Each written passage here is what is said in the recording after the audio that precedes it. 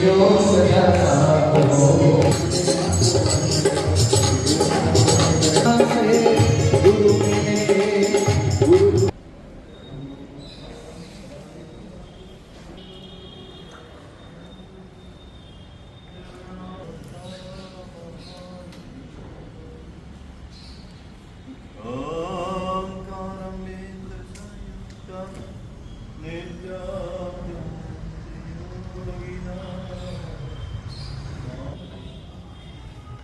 એવી રીતે આવશે કે મારા આદિનાથ દાદાએ મને સુંદર મજાની અદ્ભુત એવી તપશ્ચર્યા કરાવી.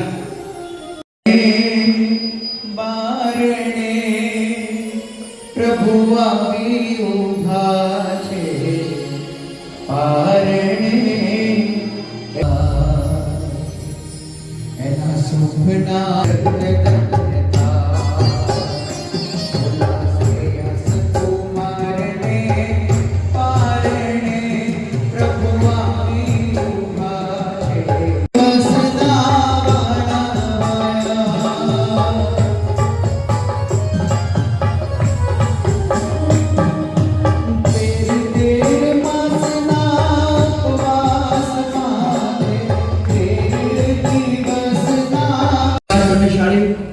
પરમ પૂજ્ય આચાર્ય ભગવંતની શુભની સરામાં પત્રિકા લેખવાનો અદ્ભુત એવો અવસર.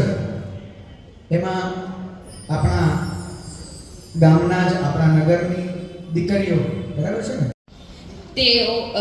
તેઓ પ્રભુએ યુગલિકોનો ઉદ્ધાર કર્યો અને પછી પ્રભુએ દીક્ષા લીધી.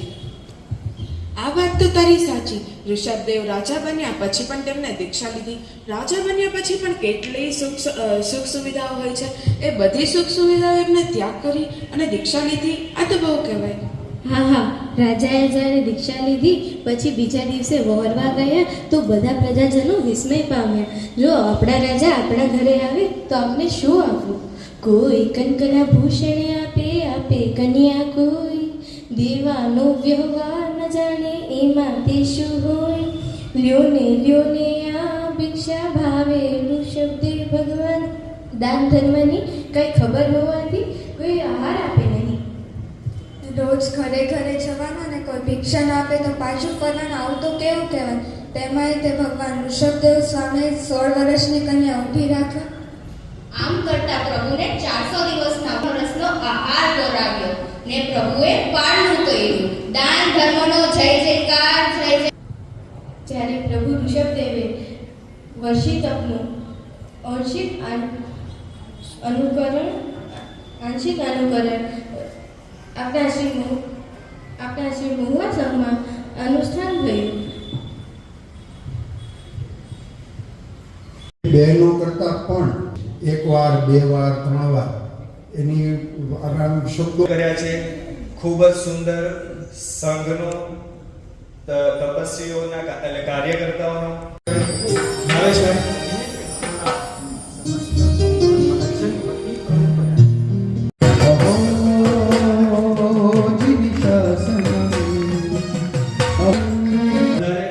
અને કાર્યકર્તાઓના બહુમાન આગળ વધીએ. પધારો રાશિભાઈ, નગીન કાકા.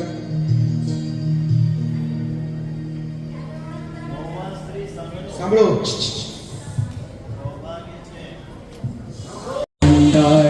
વળી કરુણા અવતારને વંદન હો વીરને, શૌર્ય રસ ધારને સમતા આપનું શાસન પામી, આપ કરે માગતો આપનું શાસન.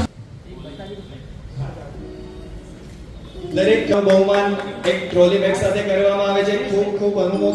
ગમે તેવો વરસાદ હોય, ગમે તેવી ઠંડી હોય કે ગમે તેવી ગરમી હોય, આ બધા જ કાર્યકર્તાઓ ખાસ પહોંચે છે અને સરસ મજાની રીતે બિયાસણાની બધી કે જે આ કાર્યને ખરેખર શ્રી એમણે પોતાનો કામ ધંધો ગૌણ પ્રમોદ દરેક ભાગ્ય આજે તપેલું માસક્ષમાં તપ 108 અને એના પછી વર્ષી તપ.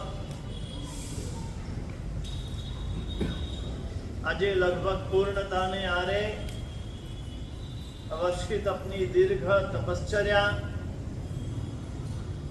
ખૂબ આનંદ ઉલ્લાસ, ગમે તેના હારા થતો હોય તો પણ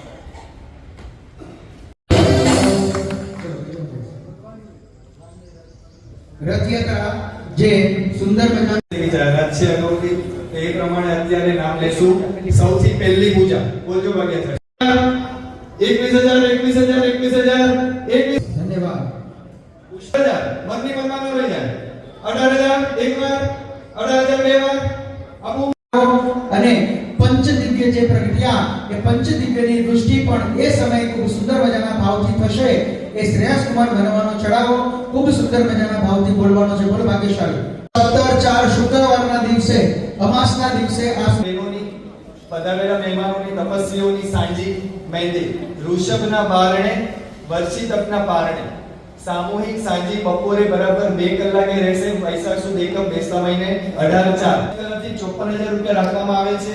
બે માંગણી આવશે તો આદેશ આપવામાં આવશે. ઓછા મહિને 54,000 રૂપિયા નગરમાં કોઈ માંગણી આદેશ આપવાનો છે. સકલ સે સંઘ સમક્ષ કોઈ માંગણી હોય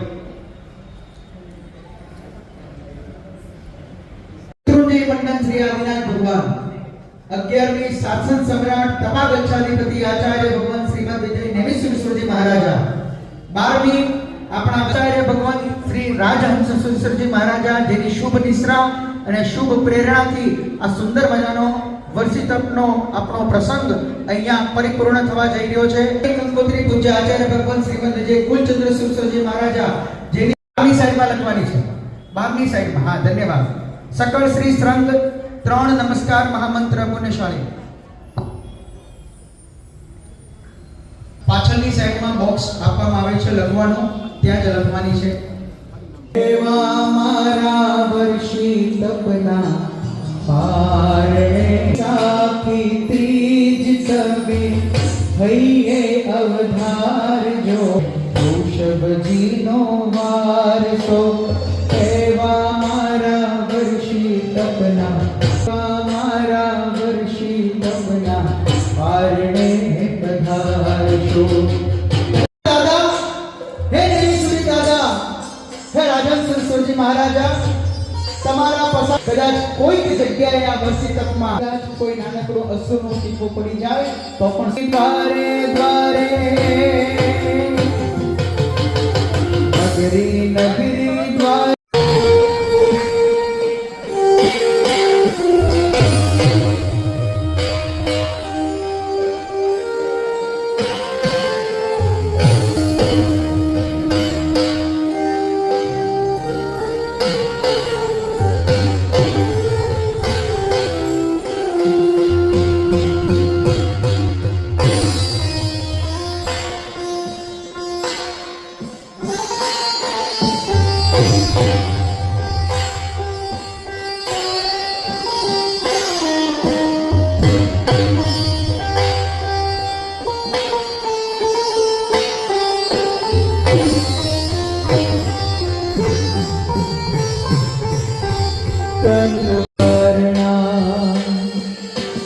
ઋષભજીના સંગે લઈએ વારણા.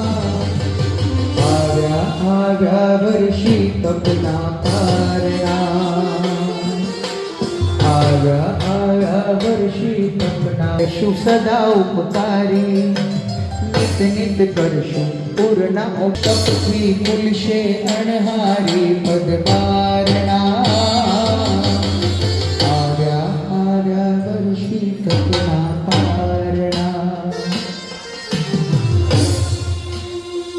પાંચ એક જ આદિશ્વરજી છે રખવાડા.